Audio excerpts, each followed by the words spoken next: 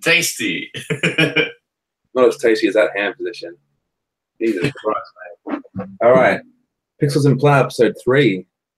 We've been doing a pretty good job of keeping this a regular weekly occurrence for you out there, for the 7 to 11 listeners we have out there. Today, we're going to be looking at lyric writing, and it's something that Reece and I are both pretty keen about. I think at least in one of our respective musical projects, each we've had the job of writing lyrics, or at least a primary lyricist. Yeah. It's something we both care about a lot, and I thought we'd go through today just a few examples of stuff we really like, and maybe a few lyrics which we're quite proud of that we've done ourselves. And we'll deconstruct it a little bit. I mean, it's a little bit of a different set of lingo than the musical analysis which we do sometimes, but nonetheless, we'll go into what we think is important and some of our own personal styles and idiosyncrasies, if you will. You got anything you want to say about it, Reece? Yeah. So my first example, it's actually one of my own songs. It's a song that I released recently as a single.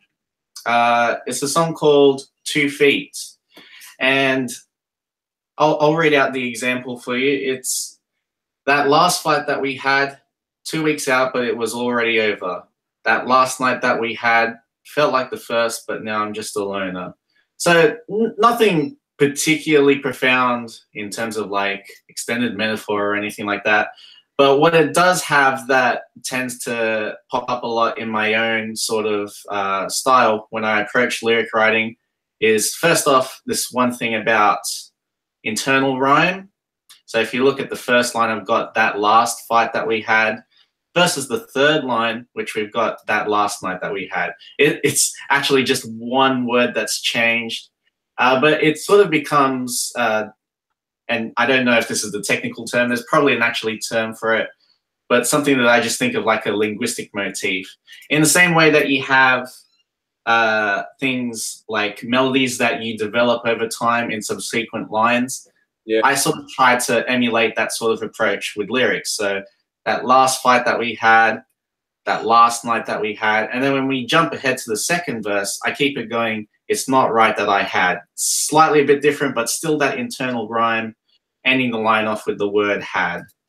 And another thing that occurs in it too is near rhyme. What I reckon is, there's nothing worse than when someone has obviously tried to force a rhyme, like a perfect rhyme, but it sacrifices actually adding to the meaning of the lyrics.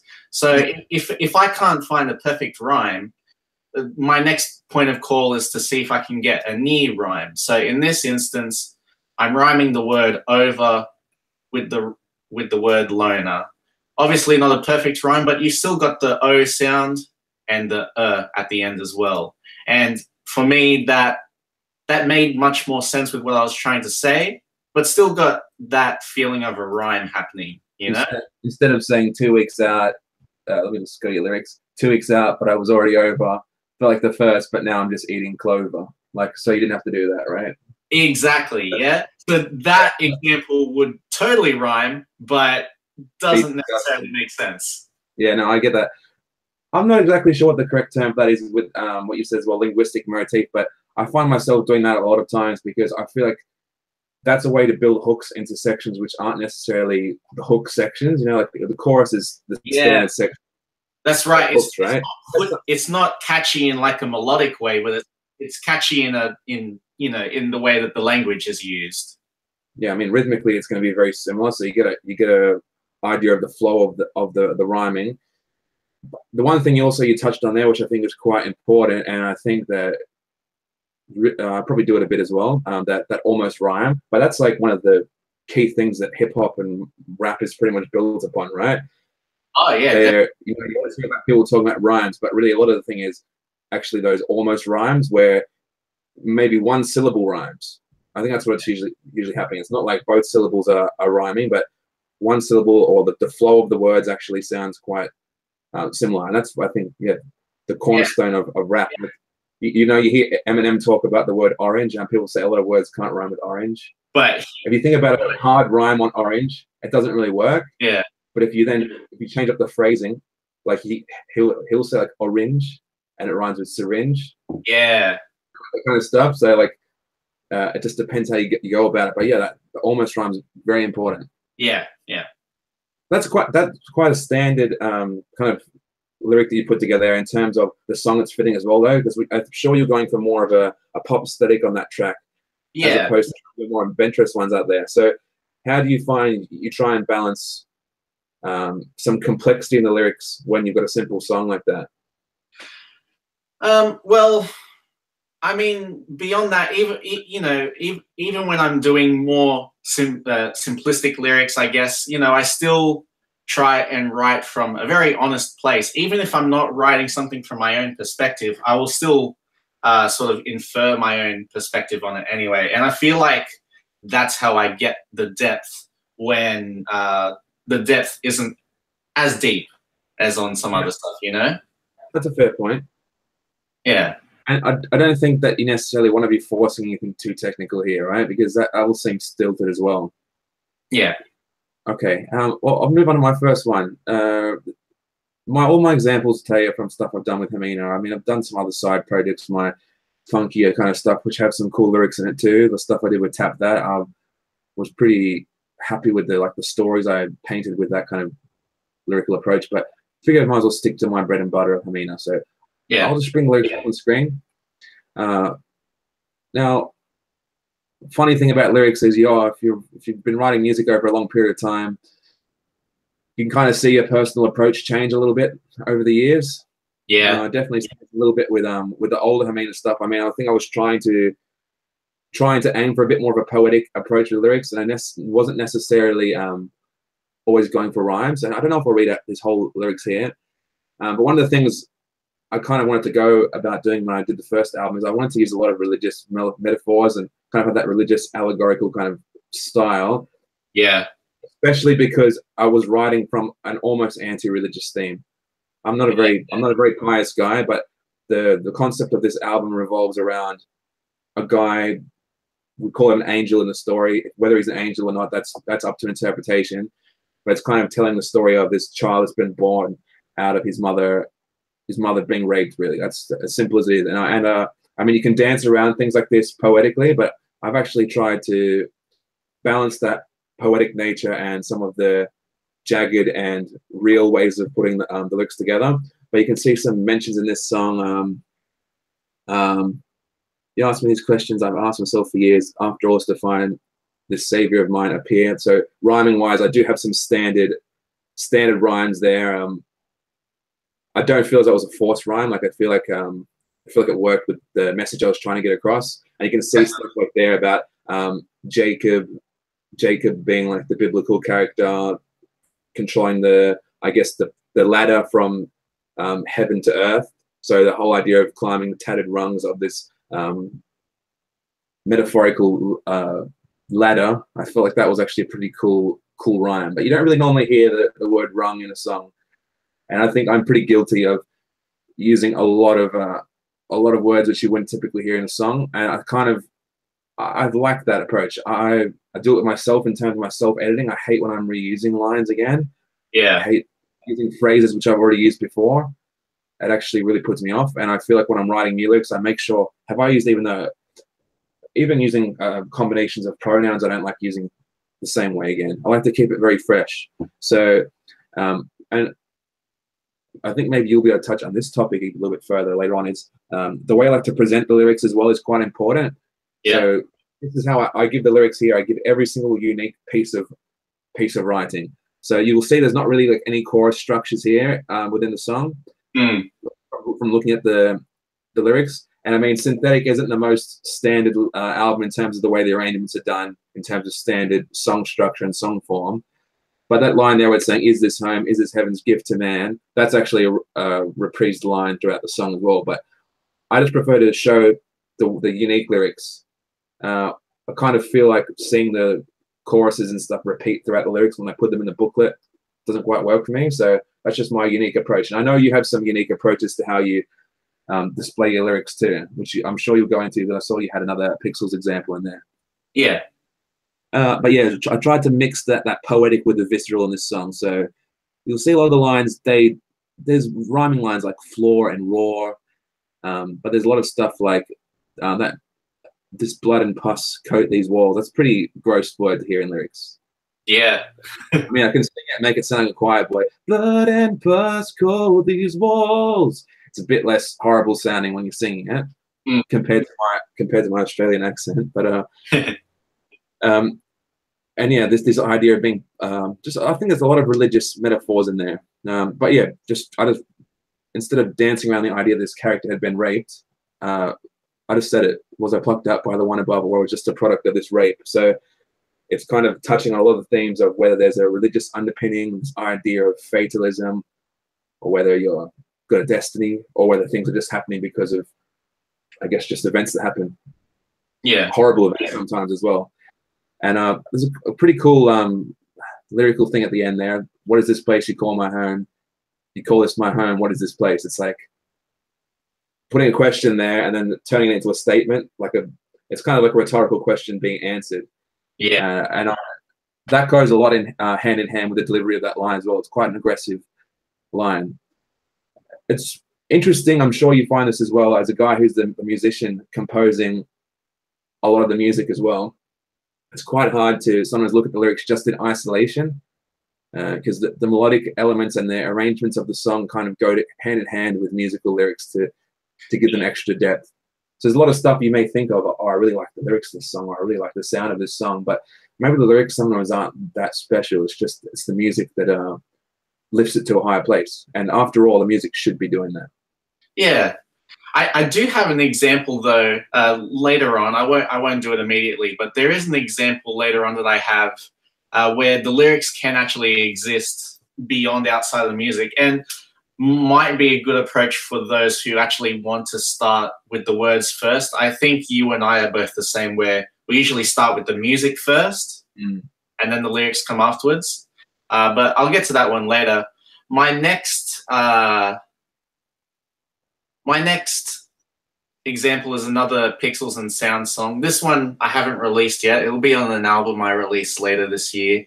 But it's from a song called Kinship, which actually is something I just want to quickly touch on as well. Obviously, kinship isn't an actual word, but it was something that sort of worked with the subject matter of the song. In short, it's a song about a sibling or a sister or whatever had a falling out, don't really talk anymore. So sort of a mixture of the words kinship and shipwreck as a portmanteau of sorts. And I actually build on that later on with the actual lyrics, sort of like an extended metaphor sort of thing. I'll read out the actual lyrics. We were always sailing against tides, the relentless force of your toxic pride. You jettisoned through your selfish ways any small chance of calming the rough waves. Somewhere between laziness and greed, you surely became the family tree's weed. I'll tell you now there's nothing more true, that you don't deserve the name he gave you. Okay, so here I've actually got some more new rhymes to start off with. So words like ways and waves. Tides and pride are arguably a little bit closer, but real literary nuts will tell you, no, that's still a near rhyme because one is plural, the other one isn't. But I actually used that as a bit of contrast. So the first half of the song, it uses those near rhymes, whereas in the second half, I've actually got some quote unquote perfect rhymes in greed and weed, true and new. And I thought rhymes. Yeah, and I thought that gave a nice build to it, where as the words became, I suppose, more and more scathing towards the, let's say, the antagonist, you know, the words were starting to have more impact, helped by that those perfect rhymes as well. Yeah, and going back to that title that I told you about, Kinship Wreck, you can see where those that extended metaphor comes into play with sailing against tides, you know, rough waves and stuff like that. Going beyond just the structure and the technical element of it, man, how was it to put together lyrics dare I say, so personal. Because I find you often hear a lot of people saying they bear all in their lyrics, but a lot of times people are still quite concealing when it comes to putting lyrics together. Did you want to give a little bit of context to what it's like to write from personal experience like that? Because I think beyond just what works in terms of rhyming, a lot of people, when they are struggling for lyric writing, and people who might get some help from this video, context of where lyrical ideas come from as well. Yeah, I get what you're talking about, because, you know, even when a lot of people do write from a personal place, they'll still sometimes sort of not dance around the topic, but not be so direct about it in a way that, you know, and I'm sure you do it too. You try and write about it in a way that other people can relate to it, by not making it so not so direct to a particular situation.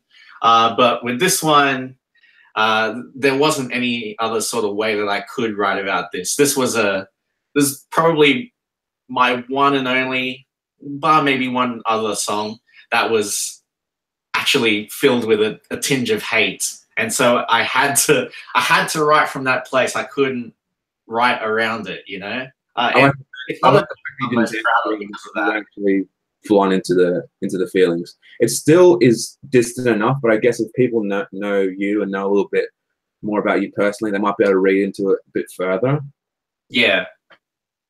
How do you feel about lyrics being freestanding and being able to be fully interpreted into their full depth without giving any kind of, I guess, supplementary information about them? Because my albums so far for Hamina, the 3 albums, they've all been concept albums, and I try and write some things like that are personal to me, but they are a narrative about someone else that aren't me.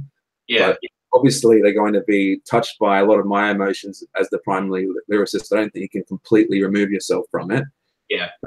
I feel like I've had to include some sort of context, maybe like just a bit of a few paragraphs to explain what the concept is about, so that people can get a little bit more out of the lyrics. Because I don't like the lyrics when you actually read them to be completely saying, this is what happened and this is what happened, and now I feel exactly like this. Because I feel like when you listen to the song by itself, then, or if you want to give it to someone who doesn't need to see it as the whole concept, that you're sort of taking away something from the full experience of what it could be. Yeah, I do feel like the best works can be experienced as part of, I guess in this case, as concept albums, as part of a larger narrative, or separately by themselves as well. I know in Hamina, you know, you have like a song in, and I hope it's not one of your examples, sorry if it is, but Soulmates, you know, it totally serves the narrative that you have in the album Nebulae. But beyond that, it also works for something very personal and something a lot of people can relate to as well, you know? I was setting up a long play segue to that one there with you. Yeah.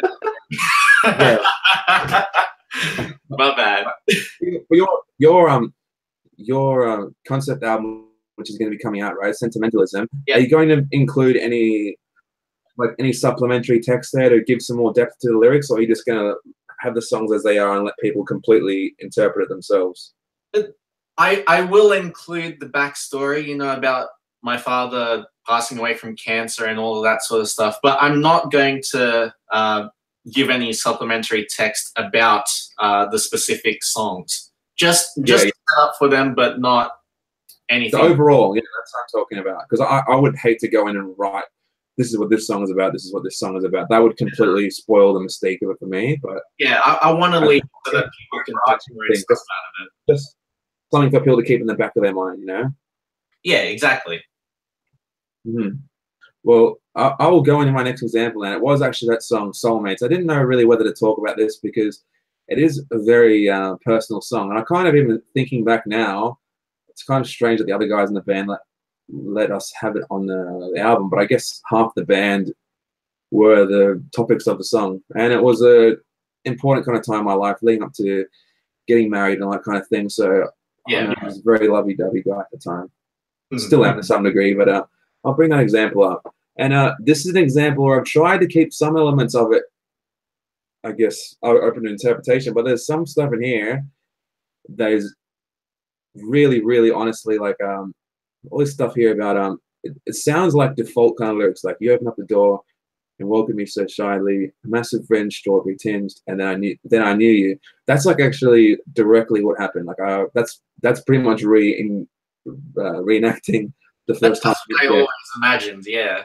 Actually, exactly the time. I can remember it to the day when it happened, and so I put that in there, and I've had a lot of people say to me, "Oh, this song is absolutely naff, and it's way too saccharine, and it's like completely fraught with all of the cheddar factor that you wouldn't want to have in lyrics." But I thought, you know what, I'm going to bear all for one of these songs, and I'm going to just be completely open, not try and be some dark and mysterious character, and just write a song about how I felt. And I felt like I wanted to have an accessible kind of sound in terms of the melodies and the structure, and for it not to be this big. I didn't want it to be like some progressive metal song which built to some huge metallic climax, and I just didn't want it to be like that. I want it to actually be like a nice ballad track. Yeah. And so one of the things I wanted to point about this song, between the first and second verse, actually have different singers doing it. So I'm singing the first verse and Jess is singing the second verse. Mm-hmm. One of the things I find incredible about music is that it does usually give you the liberty to stay very, very, I guess, loosely tethered to any sort of form. There's no real hard rules about how you have to do lyric writing or nothing at all, really. And it's a bit different to a movie. For example, if you make a movie, it's got to have usually some intelligible element to it. There's got to be some certain tropes that are stuck with in order to make it work. Yeah, yeah. But I feel like switching voices, like say between two characters, you can easily do that in a lyric, right? You could write a lyric which is meant from 5 people's perspective, and then eventually it's performed only by one person. Yeah. But sometimes it's good to go into that more literal way. If you've got 2 different voices saying something, then just allocate it out to 2 singers if you've got a band that can accommodate that. If you can arrange it in that way. Yeah. And the lyrics would still be good if one person sings them, but I think it was important to note that, yeah, that's split out across 2 people there. Yeah. Yeah, like reading through his lyrics, it's kind of like embarrassing almost to me about some of them, how much they link to me personally. But I do try and keep things. I do use a lot of pronouns. I never actually use someone's name. I don't know if I've ever used, apart from some of the biblical references, I don't think I've ever used any explicit names. I like to try and keep things referred to with pronouns, just so that it does have that all inclusive thing. But some of the wordplay I do like to have, like, for example, the last line there, only we can make us whole, and I can trust you only. I believe you may indeed be my soulmate. That the just using the we's and us's and I's and you's and hims and her and that kind of stuff in lots of different ways can be quite interesting. And I try and even not to do that in a way that is repetitive from my own writing. So sometimes like hymns are actually referring to like the Christian idea of God as well. Yeah. So, and her, if there's multiple females in the story, and sometimes like with synthetic before, there's a strong undercurrent of themes relating to the protagonist's mother. So sometimes you didn't know if it was the new partner he's met or whether it's the mother it's referring to. So I like to leave that ambiguity there. It's like an internal ambiguity, but it's also like an external ambiguity for people listening to it. Yeah. They can put themselves in any part of it. And I like the idea that we're not tied down to any specific forms of this kind of stuff. And there's an idea here, an unlikely pair, fire and earth. The stars would scoff at us if we dare. That's actually an allusion to astrology. And I think when Jess and I started going out, she was reading a lot of astrology books, and apparently like she's a Capricorn, I'm Leo. Apparently the fire and earth signs aren't supposed to really work together. Okay. Which I think is absolute horse shit. So the stars scoffing at us is the whole idea of astrology not really condoning our relationship or saying it's not going to work. And then I'm kind of building into a bit more depth of that, but I refused to have my life spelled out. Only we knew what was missing, not some shitty astrology book from 2,000 years ago. It's interesting that you say that it was derived from astrology, actually, because I had always seen it as an allusion to Romeo and Juliet, star-crossed lovers. Mm. Will that work? So maybe I shouldn't really say too much then, because people now ruined your. Maybe I've enriched your understanding of it. Well, but I mean that goes back to, you know, people being able to have their own interpretations. You know. Yeah. Yeah. I thought you were going to say it's interesting. You say it's about astrology because I thought it was about Captain Planet. That too. Kwame and Wheeler. All right, right, bro. Move on to your next example. All right, next one. This is my last Pixels and Sound one. The next one will be by another artist.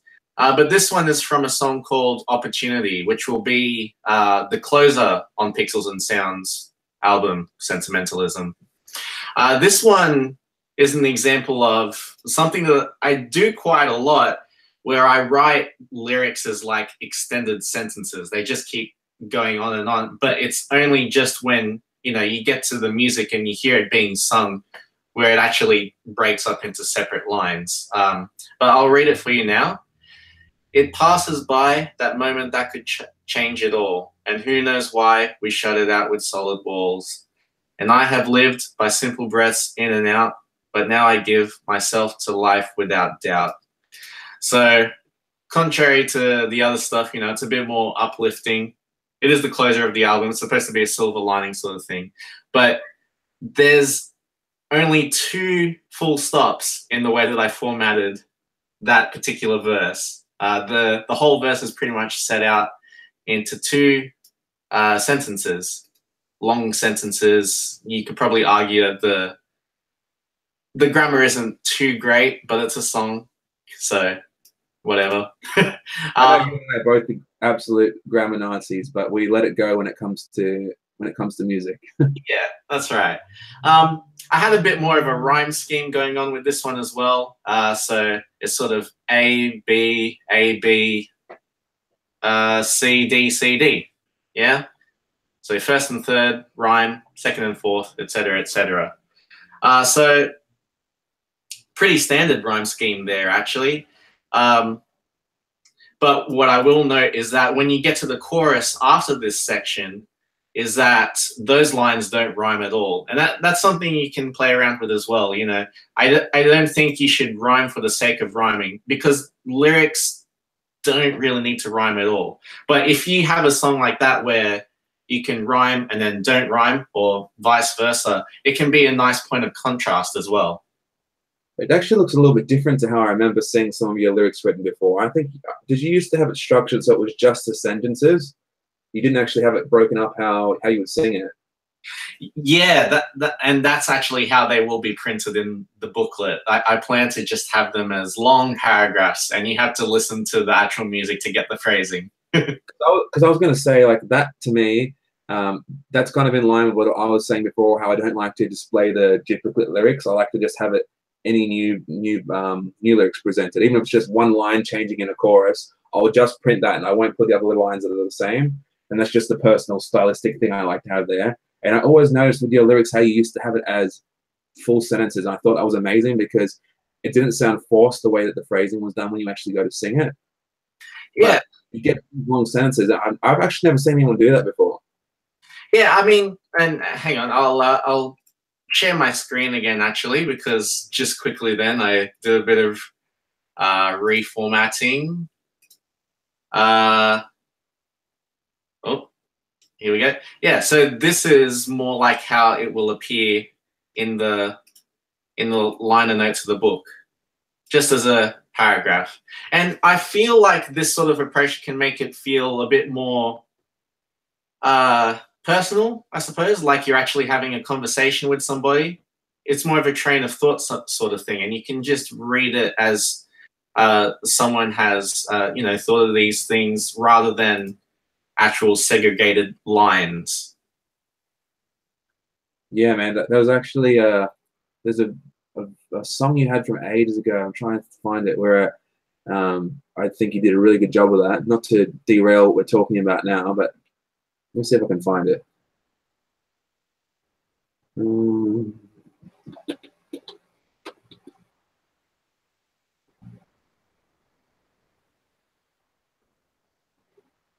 I don't want to spoil any of your lyrics. I just opened up an old file, everyone, from something that Reece had sent me from years ago.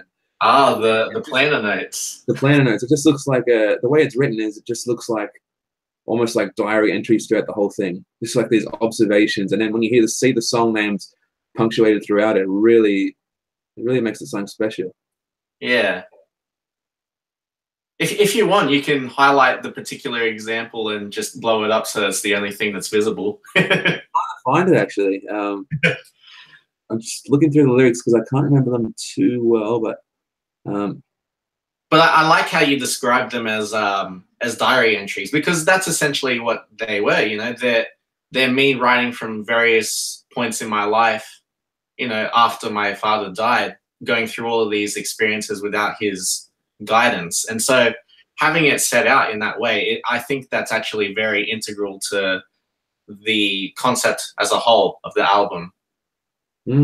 Like I can't seem to actually find this particular example. I don't want to really waste too much time with us here, but it would be interesting for me to share some of my lyrics from the next Hermina album if it ends up going the way I've been writing that so far, because the first album of Synthetic deals with this father character dying based on, I guess it's a bit more poetic in the sense that he's dying because of some religious cause.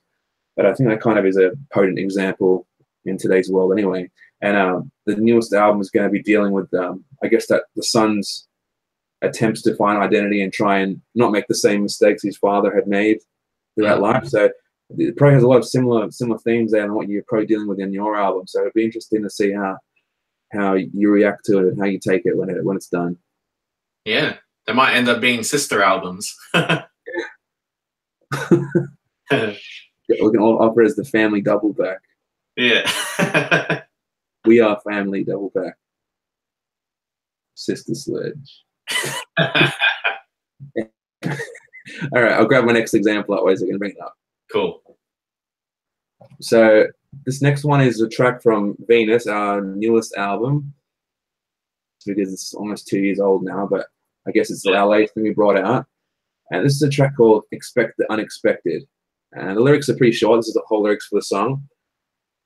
It does actually follow a bit of a standard structure when you hear the music. So there's like a verse, and then there's a saxophone solo, which is set over this chorus progression. And there's a second verse, and then the section which had the saxophone before then has this lyrical bit. Expect, my dear, men always do.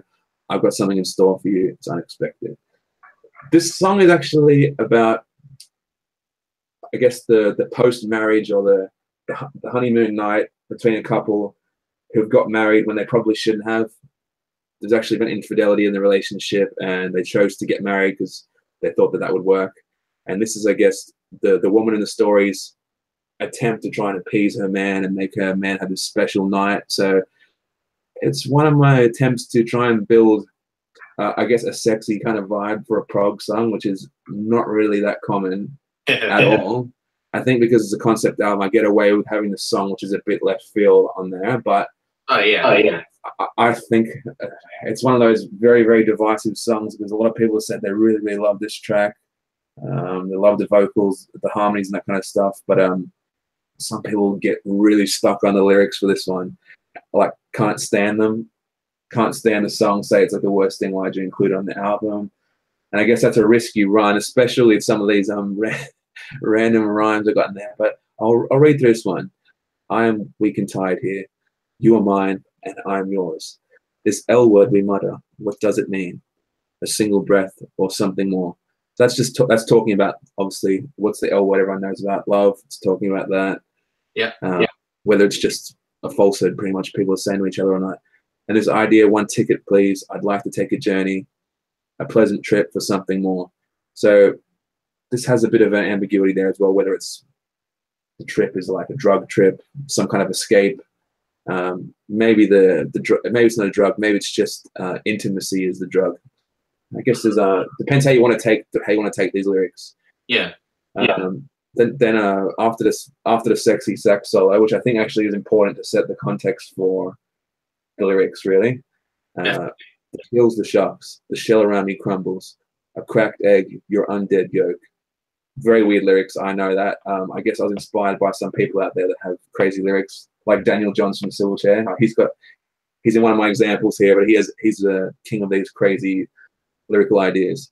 And what I was meaning by that is really this infinite possibilities. Like if you think of a yolk as being this unfertilized egg, it could have grown into being a real animal, but it's kind of like this possibility that never was realized. Yeah. Then the next part here is actually a bit more direct. It's about the, I guess this is about the sexy times. And you can read this as much as you want, but your chiseled face sets my mood. On top or bottom, jazz or folk, trust is a must, and I want you. I'm feeling sticky, so be my glue. That I'm feeling sticky, so be my glue. That's the one that people just always keep noticing. And I thought it was a pretty cool lyric. Like I think I went for it mainly based on the sound of singing it rather than those being like the ultimate words. But yeah, it seems like it's actually a pretty very, very clear picture of what's going on to me in my head. Yeah, definitely. But people seem to really just despise that line.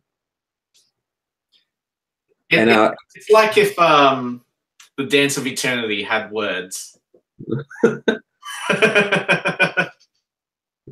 I reckon that the Dance of Eternity is not going to make me sticky, and there's going to be no glue. Yeah, no. Made for prog guys. This whole thing, expect my dear. This idea of my dear, actually, I want to talk about this. Seems like a throwaway kind of comment, but I feel like especially when you're making concept albums and you're trying to build your own kind of universe, and we all kind of do this with our own lyrical styles. Like there's certain words, there's certain things we gravitate towards more than other people. You listen back to like 80s R&B, 90s, you're always hearing babe and baby in the lyrics, right? Yeah. I feel completely uncomfortable saying that with Hamina songs. Unless it's ironic, I would feel completely uncomfortable. Yeah. So this idea of my dear, it's like it has a bit more of a archaic feel to it. It's probably not what I'm not gonna call my wife my dear all the time. It feels a bit But you're singing as a character, and it makes sense for that character to say that. It does. It makes sense for it. Just in this universe of me, like I've pretty much, when it's like a term of endearment to someone, that's the word that comes to my head. So I do find I use that word, my dear, and stuff. If I'm talking about someone beloved in lyrics, that's what comes up, and that seems to just fit with that universe that I'm building. Just like if you watch like a particular series of movies, they have a certain lingo, a certain lexicon to them, right? Where you're expecting certain words, and if you heard something, I guess, out of whack with that, it would really kind of jar you. And I like to try and maintain that universe. So, and this, expect my dear, men always do. I've got something in store for you. It's unexpected. I don't even know what that men always do is. I think that was just like some ironic chauvinist sort of remark I wanted to chuck in there. Yeah. I thought it was like a good way to make the character quite real, because the female character in the story is quite troubled and quite a fractured person, putting herself into a lot of horrible situations, kind of doing some bad, but just completely unable to protect their own self-safety. So adding this kind of throwaway chauvinist remark just seems like it makes it more realistic to me. Yeah. We can move on to your next one, man. All right. So my next example, I'm done with my own personal examples. The next one I have is by a band called Death Cab for Cutie. It's their song Title and Registration. I believe it was on their Transatlanticism album. I'll read the lyrics first up. This is their first verse. The glove compartment is inaccurately named and everybody knows it. So I'm proposing a swift, orderly change, because behind its door there's nothing to keep my fingers warm, and all I find are souvenirs from better times. Before the gleam of your taillights fading east, to find yourself a better life. So I think this is quite a stark example of where I get a lot of my inspiration from writing lyrics, actually. I grew up listening to a lot of Death Cab for Cutie, and it's that approach again of, writing lyrics as extended sentences.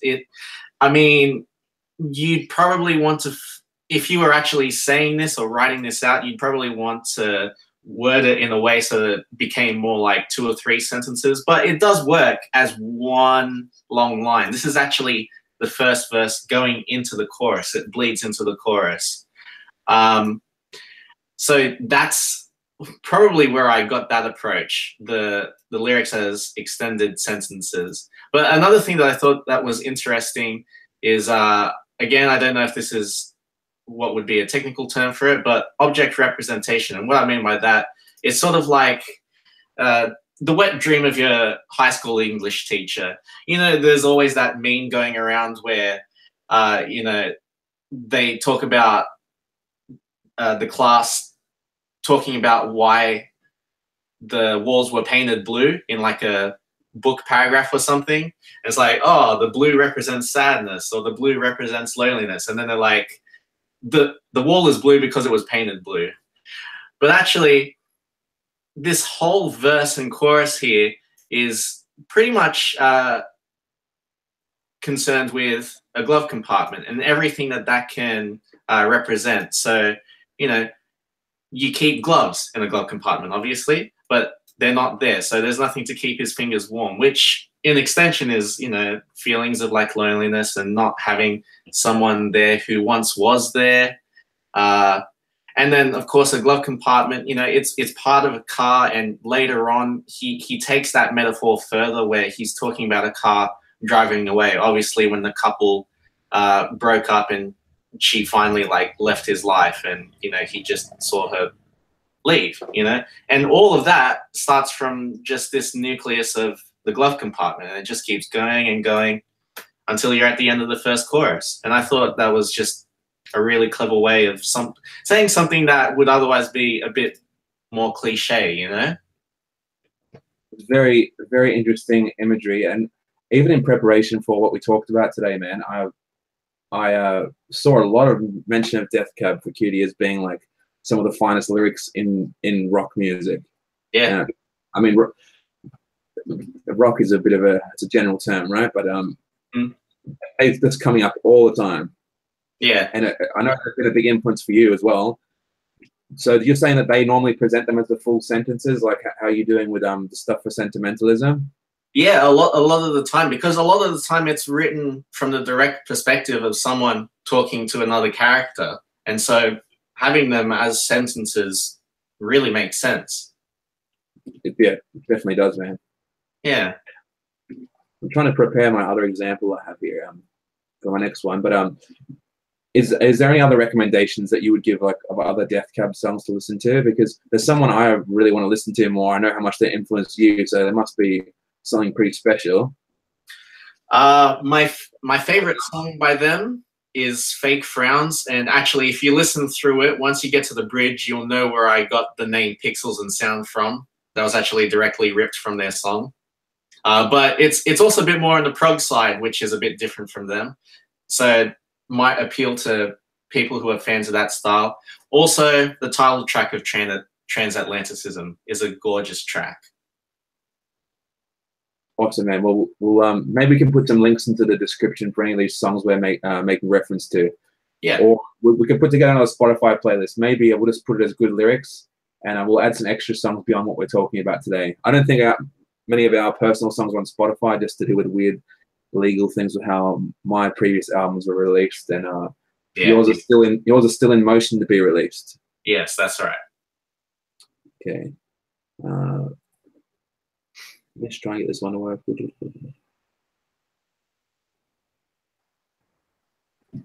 All right, this is a track from one of my favorite bands. It's called Rope Ends. And from what I can understand, the story was inspired by Danielle Gildenlow's wife's story about finding one of her friends trying to hang herself, or maybe hang himself. And they were paralyzed by the thought of what to do to actually stop them from dying. And it was the idea of jumping and grabbing them while they're actually trying to hang to free them and break whatever's holding them up from the ceiling. So it's very, very... This album, Remedy Laid, has got a lot of really direct, really visceral imagery. And I think for that reason, I really enjoy it. Now, this one they've got a lot of lyrics as well. He's got a lot of lyrics crammed into each song. So I've just taken a few excerpts here. Some of the ones I found were like really full on. This is just each of the choruses I put here. I'm going to put all 4 of the choruses together. Okay. this is a great example of lyrics that really paint a picture. So we've got it's using the example of this necktie holding this person up on the roof, and it goes even into the specifics of it being a Winnie the Pooh necktie. So I think it's by having such a direct example like that, it really paints a very true and real picture. It's like removes the poetic nature of it. So the first chorus you get this this theme of over she cries through rope ends and silk ties, beautiful life escaping her young blue eyes. There's no specific kind of mentions of what's here on this one, but in the next chorus when it comes back, it has a similar thing with over she cries through rope ends and silk ties. Same lyrics repeated. And Winnie is strong, would never let her fall, prevents her from breathing till she's not there at all. And this idea of different Winnie the Pooh characters coming across every chorus.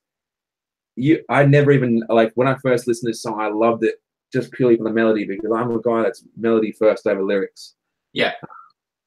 And then I started reading through, I'm like, oh my God, it actually does say this. So, and one of the things that disguises it even further, in Pain of Salvation, we've got a lot of overlapping lyrics. Sometimes, like, you'll have a refrained kind of lyrics going on repeated, and then they'll have this other complicated lyric going in the background in a completely different register.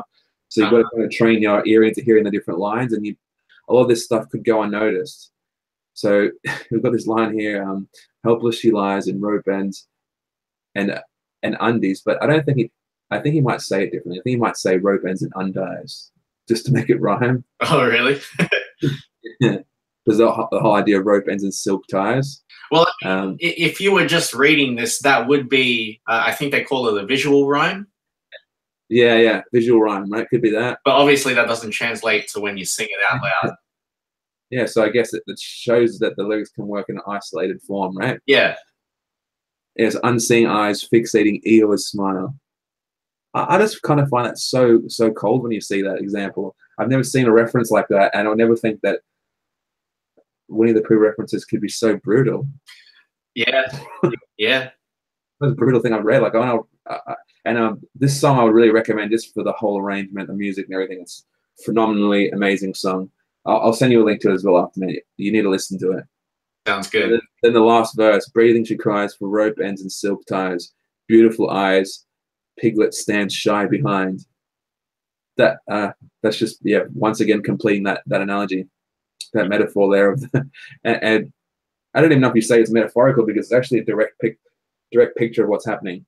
Yeah. Read all the lyrics in the verses in between as well. It paints an even more clear picture. Yeah, I reckon we might have time, man, for one more example each. Okay. Otherwise, this video is going to get unruly long. So yeah, pick your best one of the next two, and well, go with that. I've actually only got one left, so it works out well. My last example, it's a song called To Love by Means End, which is a great band, and it's such a shame that they were only able to get one album out before they went separate ways. You know, they all had private lives and stuff. But it's the closer on their album. And if you remember back earlier in our conversation, the world's longest segue, this is an example of where the lyrics can exist completely unattached to the song. What the singer Means End did was he actually wrote these lyrics in a sonnet form, because he wrote it for his wife, and obviously sonnet is a very very common form of poetry when it comes to the topic of love and all of that. And so he's actually written it in iambic pentameter and all of that sort of stuff, and you can read it just as a standalone poem, which, again, like I sort of alluded to before, I think that's a good approach that you could take if you're the type of person that wants to actually start with the words first and not with the music first. And the thing is that, you know, he didn't let the rhythm of the poem interfere with the rhythm of the actual song. When he sings some of these lines actually last for the entire duration of the particular section that you're in. So it's not like one verse is one verse in the song. One verse could actually be like 1.5 or 2.5, 3 verses when he actually sings it out loud. But anyway, I'll read the actual example that I have here. It's the last little bit of the song. In your dark eyes there lies a tenderness I am not worthy of, yet you bestowed. And so my soul is nursed by your caress, where normally the sands of time erode. 1,000 years together will not do to weary me of one more kiss from you. Which I will say, it's just very sweet. If I were his wife, he's getting lucky tonight. But we definitely some glue. But solid rhymes there as well. So again, it's sort of like an A-B sort of approach. Tenderness rhymes with caress. It feels very classical, right? I mean, like, it feels very Shakespearean. Yeah, exactly. And he says in the liner notes that was probably the biggest inspiration for that particular piece. If you haven't listened to Means End yet, even if you're not a fan of the prog metal sort of stuff, at least read the lyric booklet, because not just this song, but all of the songs, he is an absolute wordsmith. Really solid stuff. Whereabouts are they from, man? Don't quote me, but I believe it's Sweden. Okay, so maybe the guy's like an English literature major in Sweden. I believe he is. From what I remember, he's like heavily into English literature and IT. Okay, sort of me, except not the English literature part. Yeah. And who else would write it in the sonnet form anyway, right? Exactly. But they work so well. And just to play the long game of the thematic reprisal, Means End also do a cover of Eric Whitacre. Oh, yeah. We can't have Pixels in Plough without an Eric Whitacre reference, right?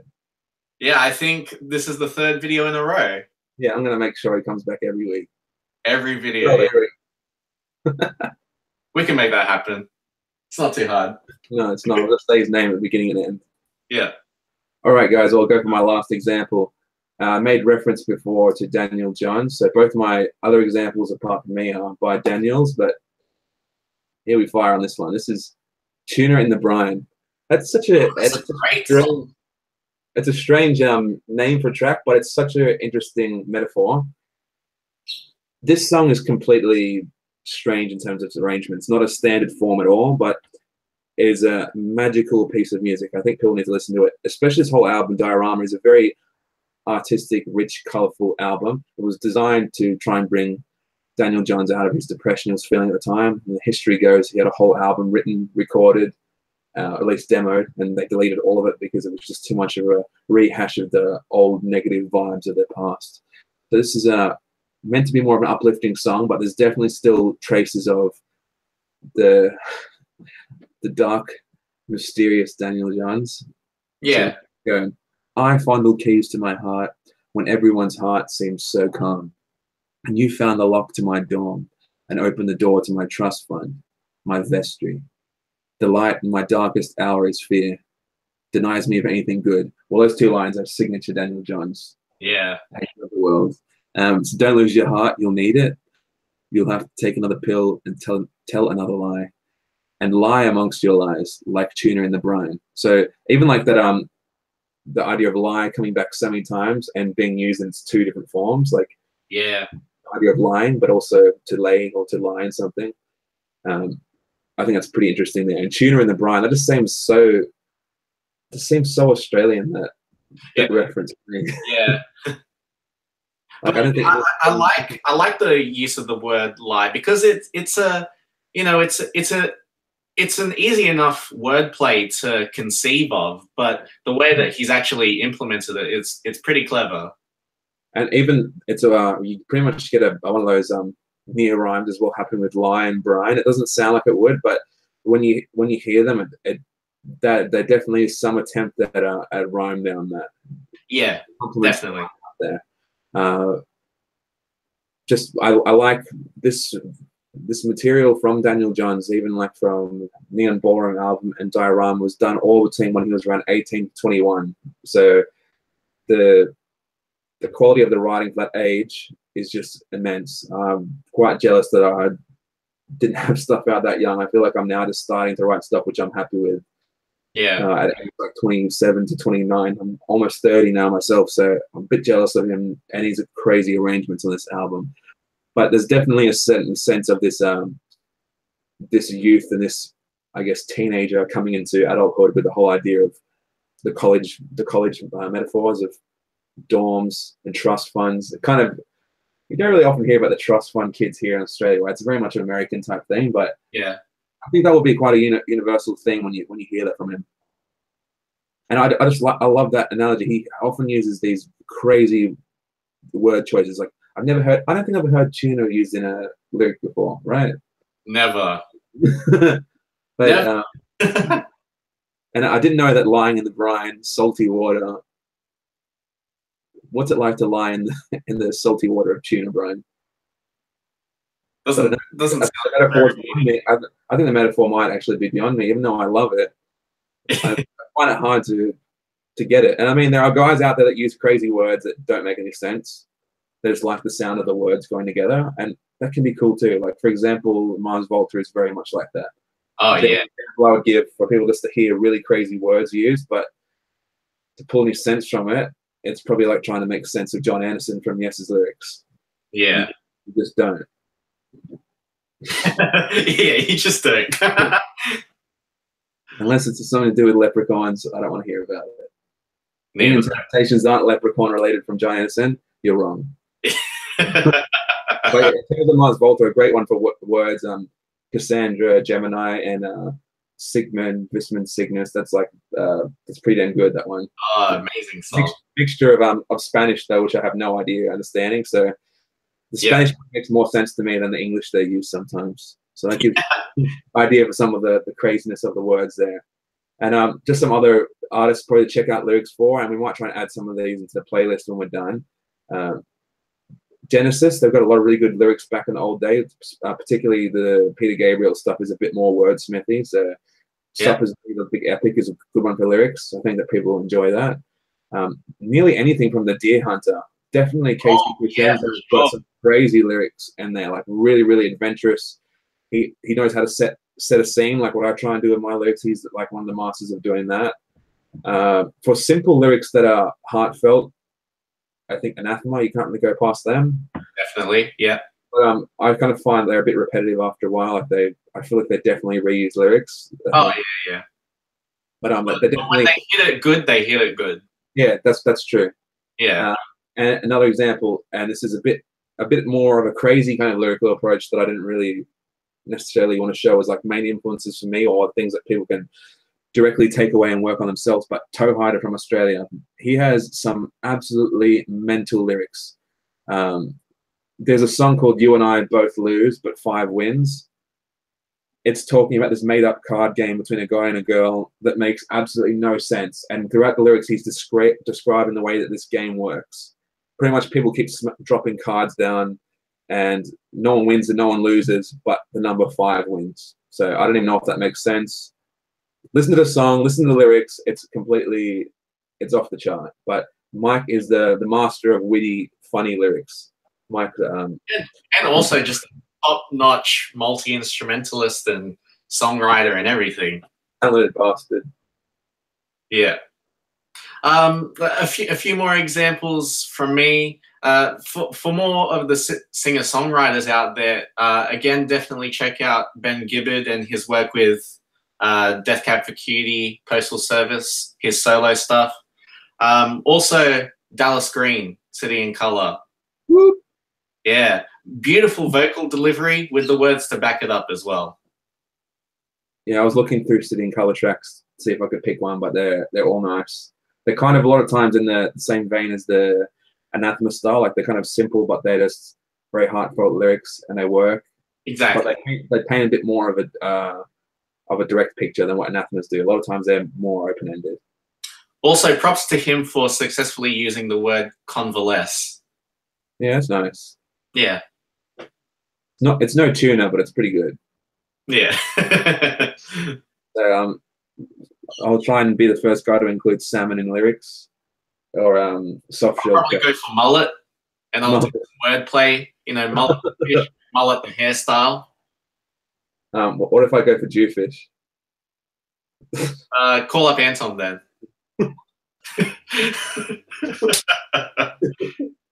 And on that note, it's time to go. On these notes.